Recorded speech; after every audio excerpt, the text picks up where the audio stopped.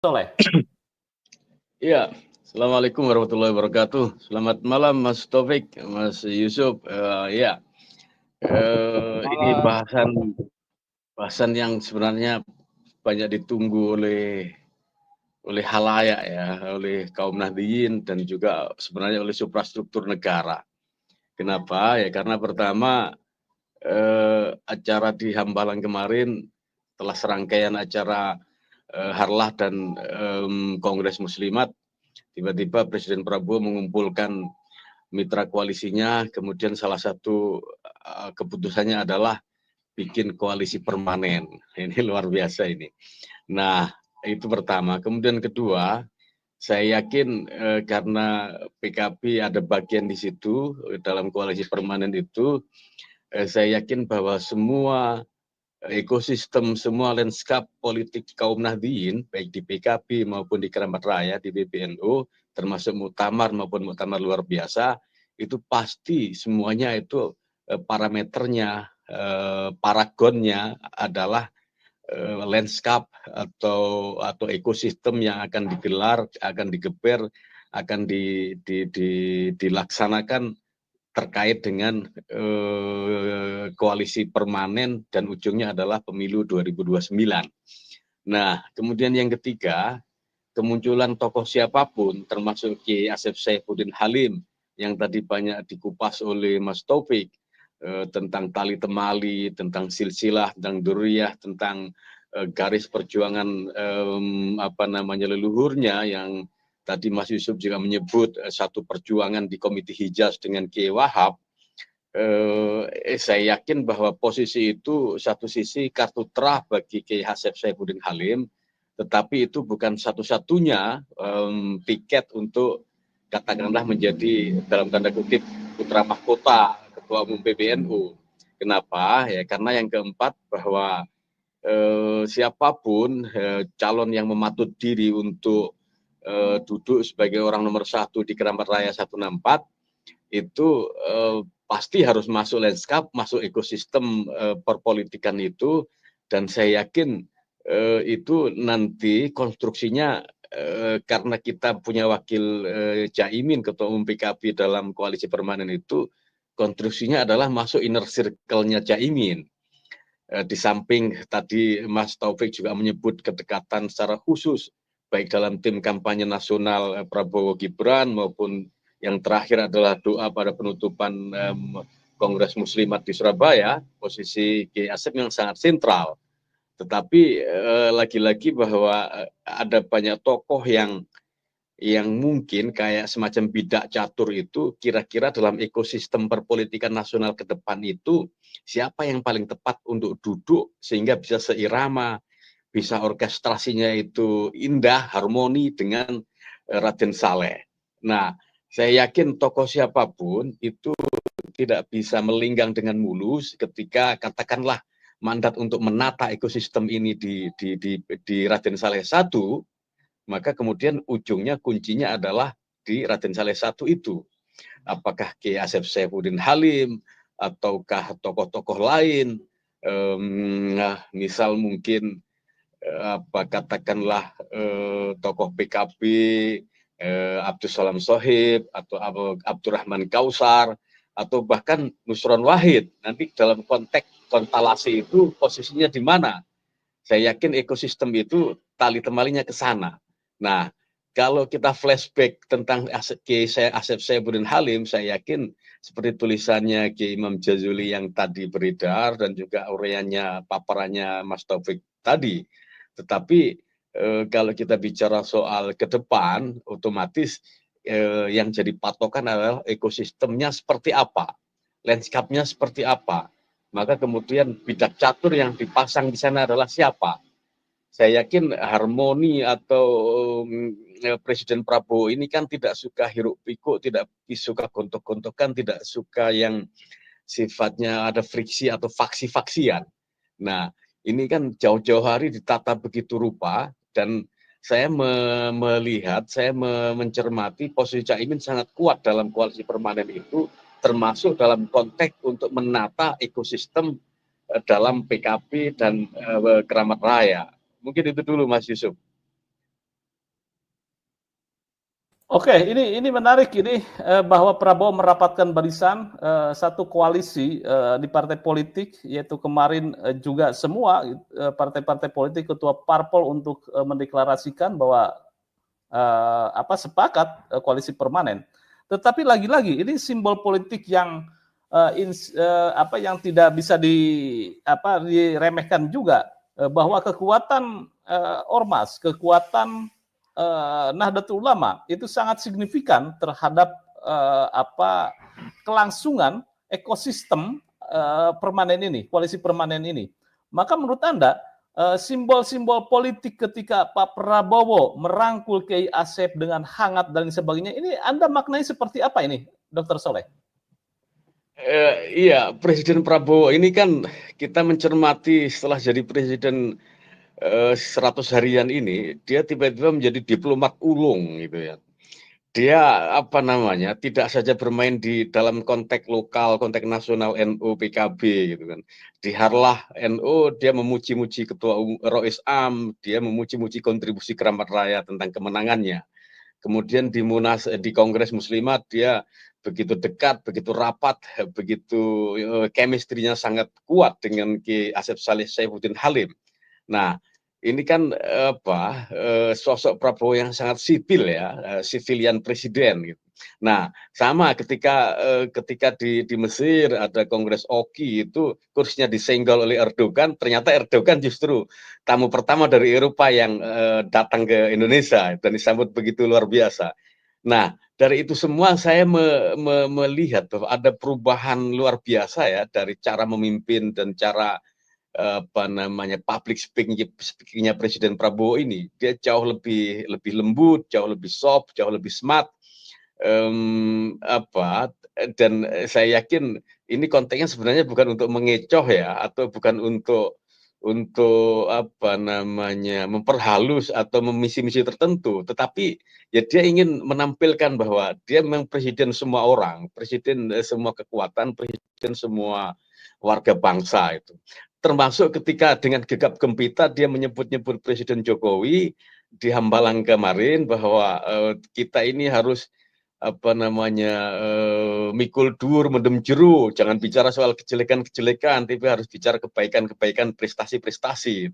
Jadi saya tidak memaknai bahwa yang disampaikan atau yang terjadi di Kongres Muslimat, relasi antara Presiden Prabowo dan Kiai Saifuddin Halim itu secara satu tarikan nafas adalah restu dalam tanda kutip atau dukungan.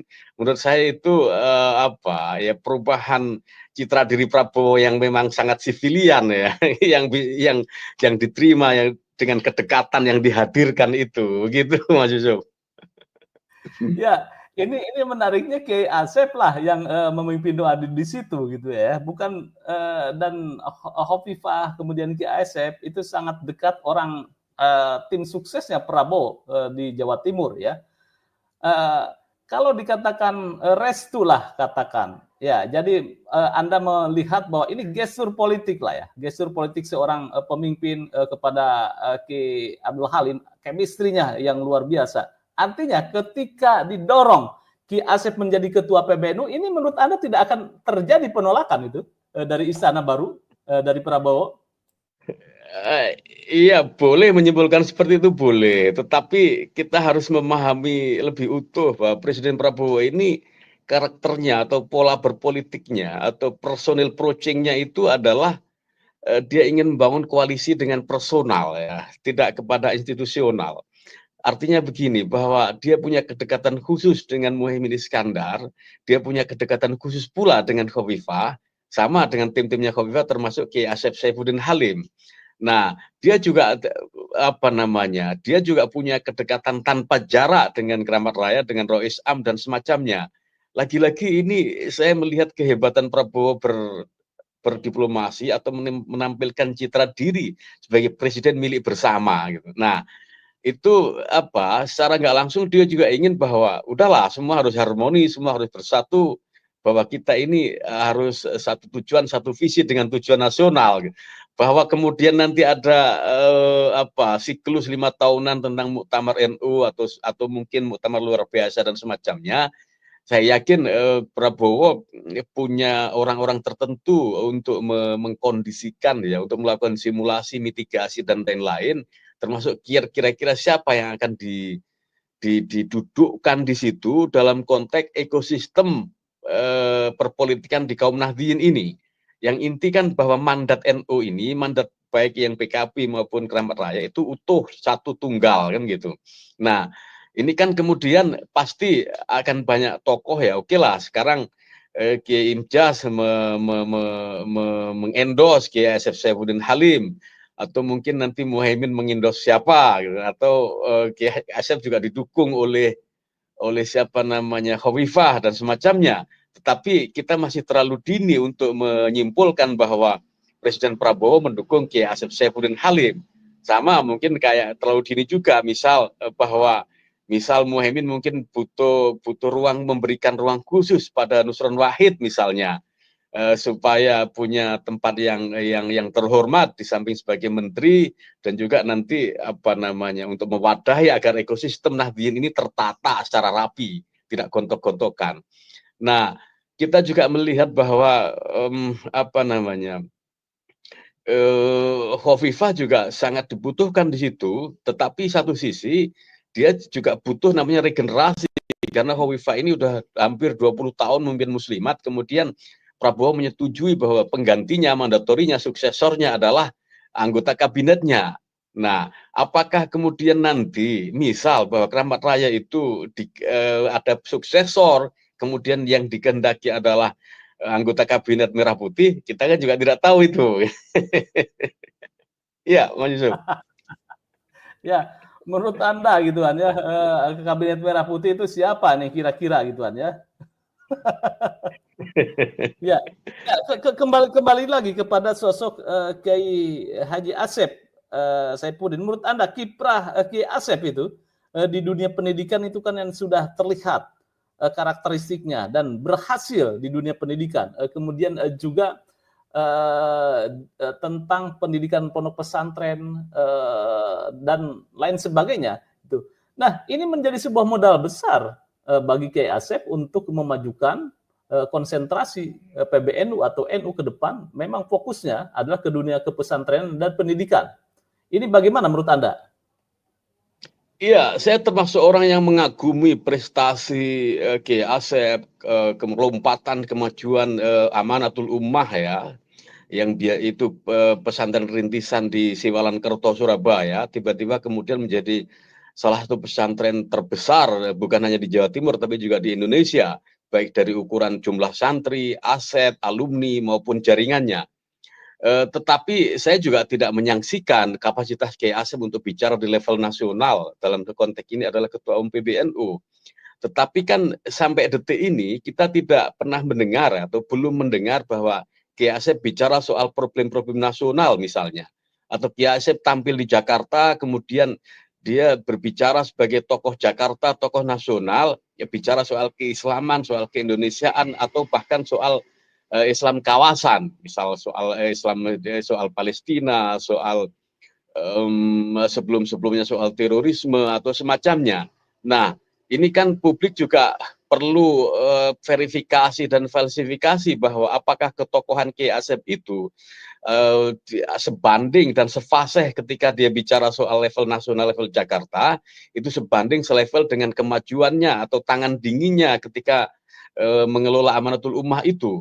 Nah, ini kan publik juga belum atau Kiai Asep belum merepresentasikan dirinya untuk pada posisi itu. Artinya ya kita pastilah semua aktivis NU itu membandingkan atau membayangkan, oh Ketua Umum PBNU ada model Gus Dur, ada model Kiai Said, model Kiai Hashim, atau model Gus Yahya sekarang ini. Nah, dalam konteks ini Mas Taufik, Kiai Imjas, atau bahkan Khofifah itu harus sedikit mendorong Kiai Asep untuk tampil di Jakarta untuk bicara soal problem kemanusiaan, problem keindonesiaan, problem ke-NU-an atau keislaman. Kalau itu belum, ya kita agak susah untuk diyakinkan bahwa Kiai Asep bisa mengemban amanat memanggul kebesaran NU ini, kan gitu, Mas Yusuf. Oke, baik. Ini ada tulisan saya baru juga ada tulisan bahwa Kiai Abdul Ghafur dinilai tepat jadi Rois Am PBNU ya. Ini berduet dengan Kiai Asep. Ini duet ini kira-kira ini menurut Anda bagaimana? Kiai Abdul Ghafur adalah beliau apa ke pemimpin atau pendiri Pondok Pesantren Sunan Derajat, dan ini sosok Kiai Abdul Ghafur juga sosok kiai yang dekat juga dengan Prabowo. Ini menurut Anda nih, ketika Kiai Asep dan Kiai Abdul Ghafur diduetkan, satu menjadi Tanfidiyah kemudian Rois Am, ini menurut Anda bagaimana nih? Iya, itu justru menurut saya tidak problematis ketika Kiai Gofur diposisikan sebagai kandidat Rois Am. Justru tidak banyak kompetitor, justru tidak banyak menurut saya hambatan ya, karena Kiai Gofur memiliki segala kualifikasi untuk duduk di posisi itu. Beliau apa namanya fakih ya, dia ahli agama, menguasai turos, menguasai keislaman apa namanya kitab-kitab klasik, dia punya pesantren besar, keilmuannya tidak diragukan, dan apa wibawa harismanya juga kuat. Jadi untuk duduk di posisi Rois Am, Kiai Gofur justru menurut saya lebih besar peluangnya ketimbang mohon maaf Kiai Asif Saifuddin di posisi Tanfidiyah. Nah, Tanfidiyah ini kan apa kita selama ini memahami sebagai eksekutif ya, jajaran eksekutif, jajaran pelaksana dari kepengurusan atau dari arahan-arahan Suriah atau Rois Am, yang kemudian dalam bahasa sederhana biasanya teman-teman mengasosiasikan Tanfidiyah itu adalah kiai-kiai muda atau gus-gus itu yang memang masih apa namanya aktivitasnya itu mobilitasnya tinggi, berjejaring dengan banyak hal, dan apa agak nabrak-nabrak dikit gitu kan. Nah, kalau posisi Rois Am ini kan dia sebagai policy maker, sebagai mufti dalam tanda kutip yang tidak boleh salah dan tidak boleh banyak nabrak-nabrak, maka dia harus posisi sebagai ya dalam tanda kutip raja lah ya gitu kan. Ya, nah makanya kan posisi Rois Am dan posisi Tanfidiyah ini agak beda. Kualifikasinya sebenarnya lebih mudah dalam tanda kutip ketika seseorang punya kapasitas keilmuan fikih, punya kapasitas penguasaan turos, kitab kuning, itu menurut saya sudah sangat cukup gitu. Nah, kalau Tanfidiyah tidak semudah itu, menurut saya lebih rumit. Iya, oke. Tapi kalau menurut Anda ini cocok ini duet Kiai Asep dengan apa Kiai Abdul Ghafur ketika berduet ini, yang satu sebagai Rois Am, kemudian juga menjadi Tanfidiyah. Ini menurut Anda ini cocok, dan keduanya memang sangat dekat dengan kekuasaan dengan Pak Prabowo. Iya, beliau berdua ini punya kedekatan khusus dengan Presiden Prabowo ya, dan itu kartu traf, itu keunggulan tersendiri yang bisa jadi tidak dimiliki oleh kandidat lain. Oke, satu sisi itu. Sisi lain, saya justru agak khawatir ketika posisi Ketua Umum Tanfidiyah dan Rois Am itu punya karakter nyaris mirip ya. Kiai Asep Saifuddin Halim ini karakternya adalah seorang kiai sejati yang lebih cocok atau pasnya memang di jajaran Suriah atau ya semacamnya ya. Dia beliau untuk di Tanfidiyah mungkin karakternya itu terlalu lunak menurut saya. Jadi apa namanya? Belum lagi bicara soal apa regenerasi dan semacamnya, yang mana biasanya itu ketua umum dan Rois Am itu secara umur juga berbeda ya, agak ini. Nah, sementara tokoh-tokoh muda juga banyak bermunculan. Jadi menurut saya masih banyak langkah, kalau masih banyak hal yang harus dilakukan oleh Kiai Asep dan juga tim-timnya, oleh para pendukungnya ketika kita dorong untuk posisi itu. Terutama seperti yang saya sebut tadi, diskursus tentang nasional, diskursus tentang keislaman, diskursus tentang kepolitikan makropolitik terutama ya. Mungkin itu Mas Yusuf. Oke, catatan penting bahwa Kiai Asep menurut Dokter energi gini. Ini menurut Anda bagaimana nih, Dokter Saleh? Iya, saya 100% sependapat dengan Mas Taufik ya, bahwa sekjen itu adalah administrator utama dan generator organisasi, termasuk di PBNU kelak. Itu satu. Kemudian yang kedua, tetapi begini, saya yakin bahwa Presiden Prabowo pasti akan cawe-cawe ya. Ini perabaan saya untuk membangun ekosistem kepolitikan kaum Nahdliyin.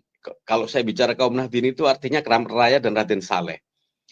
Katakanlah bahwa di negeri ini orang yang paling siap dan paling punya keterpanggilan jiwa untuk jadi presiden dan wakil presiden itu sebenarnya hanya dua ya.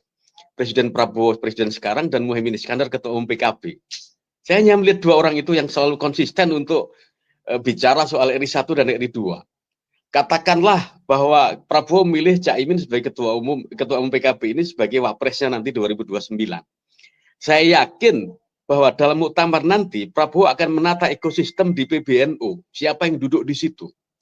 Tidak mungkin secara teoritik bahwa yang didudukkan di situ adalah orang yang potensial berbeda dengan Caimin. Itu tidak mungkin. Nah, sekarang ini itu bukan saja belajar dari pemilu kemarin, relasi atau friksi antara Keramat Raya dan Raden Saleh, tetapi juga bahwa ekosistem itu harus benar-benar tertata secara baik. Kalau secara baik, kemudian cara parameter atau cara pandang kita itu adalah Kongres Muktamar kemarin, saya meyakini bahwa yang akan duduk sebagai PBNU 1, Ketua Umum PBNU adalah anggota dari Kabinet Merah Putih. Kita tinggal berhitung. Ada Ketua Badan Penyelenggara Haji, Gus Irfan Wahid, itu jelas Tebu Ireng. Nah, kemudian ada Nusron Wahid, kemudian ada sejumlah Saifullah Yusuf dan yang lain. Itu di jajaran kabinet. Saya lebih meyakini bahwa ekosistem itu akan 100% dalam kendali 08 ya, dalam kendali Presiden Prabowo. Nah, kecuali bahwa di antara mereka ini dalam tanda kutip memberi konsensus bahwa idealnya ketua umum itu dari ring luar, ya berarti ada Kiai Asep Saifuddin Halim atau ada tokoh-tokoh lain, termasuk Gus Kikin misalnya, atau bahkan Kiai Abdurrahman Kausar, Gus Abdurrahman Kausar, karena pelosok juga punya kedekatan khusus dengan Presiden Prabowo. Nah, untuk jajaran sekjen saya setuju dengan Mas Taufik, ada banyak tokoh di situ, termasuk Sekjen Himanu sebenarnya juga layak di situ dengan kritisisme, kemudian tangan dinginnya kan gitu kan. Nah, ini semua kan kontestasi yang menurut saya ya, harus acuannya adalah fastabiqul khairat ya. Kita berkompetisi dengan mana yang terbaik di antara calon-calon yang baik ini kan gitu. Tetapi ya dengan merujuk pada Kongres Muslimat kemarin, saya agak meyakini bahwa kandidat itu nanti adalah anggota Kabinet Merah Putih, kementerian, lembaga atau badan. Itu pertama. Kemudian kedua, karena ini bagian dari ekosistem yang tengah digeber oleh Presiden Prabowo, saya meyakini Prabowo akan cawe-cawe. Cawe-cawe dalam konteks adalah agar tidak terjadi lagi friksi tajam antara Keramat Raya dan Raden Saleh. Jadi kalau pasangannya adalah Prabowo Muhaimin 2029, saya yakin bahwa Ketua Umum PBNU itu seiring berjalan dengan pasangan ini. Tidak ada friksi-friksi. Gitu Mas Yusuf. Anda ini mendahului bahwa pasangan Prabowo dengan Gus Muhaimin ya 2029. No problem sebagai wacana. Artinya Dr. Soleh bagaimana melihat sosok keduanya ini? Ini closing statement Anda seperti apa nih? Iya, sepanjang yang saya pahami dari Kiai Ago, perintahnya ke saya kan hanya untuk menggiring agar misteri itu sedikit terungkapkan gitu kan, tidak lebih. Nah, oleh karena itu saya tidak berani bicara soal person atau soal nama-nama, termasuk nama Kiai Asep atau Kiai Gofur sekalipun. Tetapi saya berpatokan pada kriteria-kriteria bahwa siapapun kepengurusan mandatori muktamar ke depan, baik Rois Am maupun Ketua Tanfidiyah dan Sekjen, saya meyakini itu adalah perpaduan antara top down movement dan bottom up movement. Jadi gerakan dari atas dan dari bawah itu akan ketemu dan harmoni. Itu pertama. Kemudian yang kedua, saya meyakini ini bagian dari ekosistem yang dibangun oleh Presiden Prabowo ke kalangan Nahdien. Nahdien ini seperti saya sebut tadi PKB dan PBNU. Jadi makanya saya meyakini bahwa Prabowo akan cawe-cawe dalam konteks adalah menata ekosistem ini agar harmoni, tidak friksi, tidak faksional, apalagi bentrokan dan gontok-gontokan seperti pemilu kemarin. Nah, kalau konteksnya adalah itu, bayangan saya atau yang tergambar dalam pikiran saya seperti tadi bahwa Prabowo akan mengambil Ketua Umum PKB sebagai wapresnya, kemudian salah satu anggota kabinet atau kepala badan atau lembaga negara itu jadi Ketua Umum PBNU. Bisa saya sependapat dalam hal ini dengan Mas Agu, yaitu Gus Irfan Farid, Gus Irfan Yusuf. Mungkin itu Mas Yusuf. Walau alam. Makin